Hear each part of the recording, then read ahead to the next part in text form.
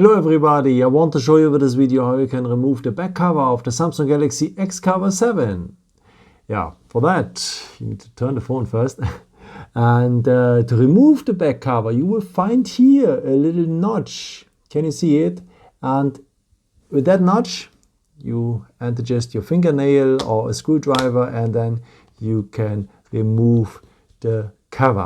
It is very flexible, so don't be afraid to break it or something like this. So as I said, the material is flexible and so on, so just be brave. If you want to close it later,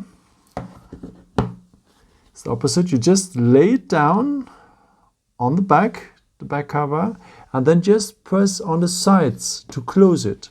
And you will hear at a moment little click noises. Go really round and round, that everything is perfectly closed.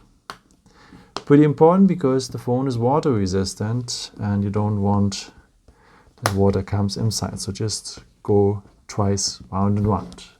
Yeah, I hope I could help you with this video. Oops, and answer a question. And yeah, maybe if you want, you can leave me a nice comment or give me some thumbs up. That would be very helpful for my videos. Thank you so much for.